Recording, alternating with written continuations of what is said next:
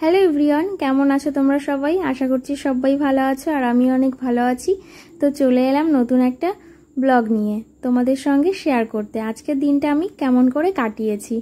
তো দেখো, সকাল সকাল আমি ছাদে চলে এসেছিলাম, তারপর এসে দেখি এরকম ফুল ফুটেছে, তো সেই জন্য তোমাদের সঙ্গে শেয়ার করলাম। আর আমার ফুল কিন্তু ভীষণ ভালো লাগে, সেই জন্য আমার ব্লগটা আমি ফুল দিয়েই শুরু করছি। তো দেখো, তারপর চলে এসেছি আমি নিচে এসে একটু চা বসিয়ে দিয়েছি মা আর বাবার জন্য। আমি তো তোমাদের আগেও বলেছি যে আমি চা খাই না, আমার চা জিনিসটা একদমই পছন্দ না। আর তারপর তো এখন গরম।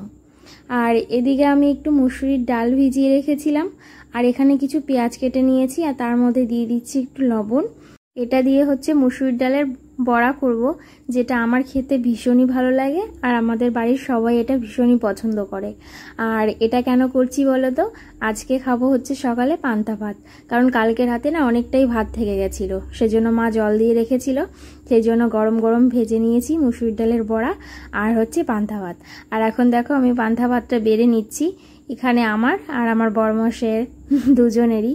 তো ও তো যেহেতু ডিউটিতে বেরোবে, একটু সকাল সকাল বেরিয়ে যাবে, তো সেই জন্য আমরা দুজনই এখানে ভাত বেড়ে নিয়েছি, মানে আমি বেড়ে দিয়েছি। তো এখন আমরা এটাকে খেয়ে নেব। তো বরমশাই চলে যাওয়ার পর আমি এখন সোজা চলে যাচ্ছি ফুল তুলতে নিচে।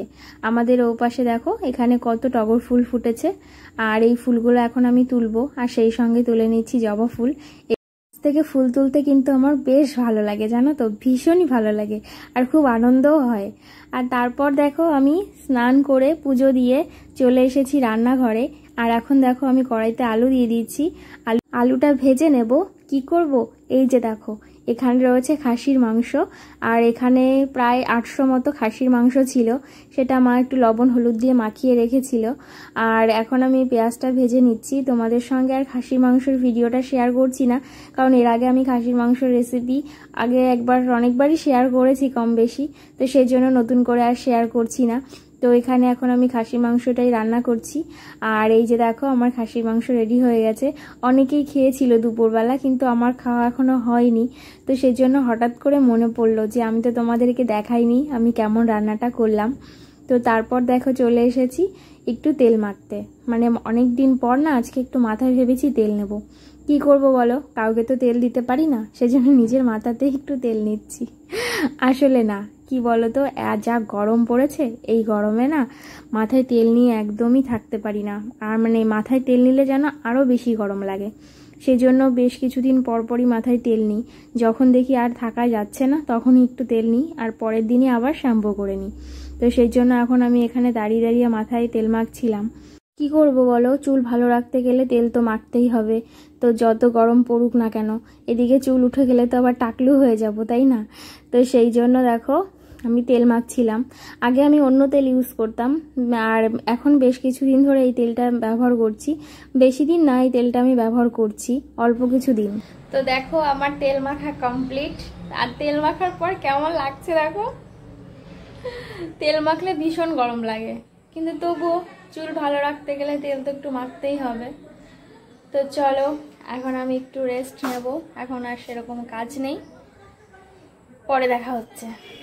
আর বেশ কিছুক্ষণ পর এখানে আমি দাঁড়িয়ে দাঁড়িয়ে ওয়েট করছি আমার বরমশাইয়ের জন্য। আর ওই যে আমার বরমশাই বাড়িতে চলেও এসেছে, আর ও বলছে ব্যাগটা নিয়ে রান্নাঘরে যাও। তো তখনই আমি বুঝতে পেরেছি ব্যাগে নিশ্চয়ই কোনো কিছু আছে। তারপর দেখছি হ্যাঁ, কালো প্যাকেট, তার মানেই এর মধ্যে মাংস আছে। তা ও এখানে দেখো আবার 1 কিলো খাসির মাংস নিয়ে এসেছে। আজকে একই দিনে দুবার করে খাসির মাংস আনা হয়েছে। কেন বলো তো, সকালে একবার আনা হয়েছে, সেটা কিন্তু ও জানতো না, মানে ওকে না বলা হয়নি। তো এদিকে ও পরে আমাকে ফোন করে বলছে যে আমি না 1 কিলো খাসির মাংস নিয়েছি। তো আমি তখন ওকে বললাম যে বাড়িতে তো খাসির মাংস নেওয়া হয়েছে। তো বললো তো আমি তো জানি না, আমারও নিয়ে নেওয়া হয়ে গেছে। তা আমি বললাম ঠিক আছে, নিয়ে চলে এসো।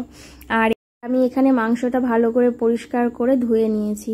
আর এর মধ্যে দেখো এখন দিয়ে দিচ্ছি একটু হলুদ, আর দিয়ে দেবো হচ্ছে একটু লবণ, আর সেই সঙ্গে দিয়ে দিয়েছি একটু সর্ষের তেল, দিয়ে মাংসটাকে ভালো করে ম্যারিনেট করে রেখে দেবো। কারণ এখন তো রান্না করব না, রান্না করব একটু পর। আর ও তো মাংসটা অনেকটা সকালের দিকে নিয়েছে, তো সেই জন্য মাংসটা যদি নষ্ট হয়ে যায়, তো সেই জন্য আমি এটাকে ম্যারিনেট করে ফ্রিজে রেখে দিলাম। রান্না করার কিছুক্ষণ আগে আবার দেখো ফ্রিজ থেকে আমি বের করে নিচ্ছি। এখন আমি রান্না করব, তো সেই জন্য একটু আগে থেকেই মাংসটা আমি বের করে রেখেছি। আর এখানে দেখো সমস্ত মশলা আমি কেটে নিয়েছি। আর এখন চলো রান্নাটা আমি স্টার্ট করে দিই। কেন বলো তো, খাসির মাংস রান্না হতে না অনেকটা সময় লাগে, তো সেই জন্য একটু আগে আগে রান্নাটা শুরু করে দিয়েছি। আর কি বলো তো, আমাদের বাড়িতে সবাই না খাসির মাংস খুব পছন্দ করে। আমি বিয়ের আগে খেতাম, কিন্তু খুব একটা ভালো না, কিন্তু বিয়ের পরে আমি খাসির মাংসটা খাওয়া এখানে এসেই মানে খুব ভালো করে শিখেছি। আর এখন তো খাসির মাংস হলে কোনো কথাই নেই। হ্যাঁ, এখন যে রাত্রেবেলা মাংসটা রান্না করছি, এই মাংসটা কিন্তু এখনই খেয়ে নেব না, কারণ দুপুরে তো খেয়েছি। তো রাতে আমরা সবাই অল্প কিছু খাবো আর বাকিটা রেখে দেবো, তাহলে কালকেও হয়ে যাবে। কারণ এতটা মাংস, তারপরে এত গরম, এত মশলাপাতি দিয়ে খাওয়া মানে শরীরের জন্য ক্ষতি। আর এমনিতেও জানি খাসির মাংস এত খাওয়া ভালো না, কিন্তু তবুও কি করব বলো, সামনে যদি থাকে তখন কি আর লোভ সামলে পারা যায়? তো সেই জন্যই। আর এখন দেখো মশলাটা আমি ভালো করে মাংসের সঙ্গে মিশিয়ে নিয়েছি। এবার চলো একটু ঢেকে দিই, আর এটা ততক্ষণ হতে থাকুক। আর এখন দেখি কেমন হলো। এই যে দেখো কতটা জল বেরিয়েছে, আমি কিন্তু এখনো এক ফোঁটাও জল দিইনি। আর তারপর দেখো আমি মাংসটা ভালো করে একটু কষিয়ে নেব, মানে জলটা যতক্ষণ না শুকাবে।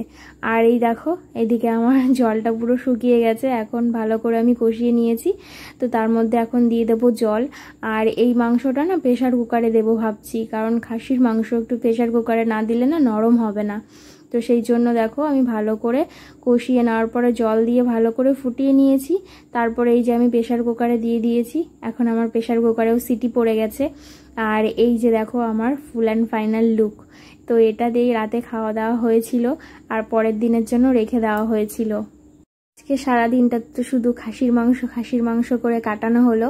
তো যাই হোক, আমার এই পুরো ভিডিওটা তোমাদের কেমন লাগলো জানিও। ভালো লাগলে একটা লাইক করে চ্যানেলটাকে সাবস্ক্রাইব করে দিও। তো চলো দেখা হবে পরের ব্লগে, ততক্ষণে তোমরা ভালো থেকো, সুস্থ থেকো। তো চলো, টাটা।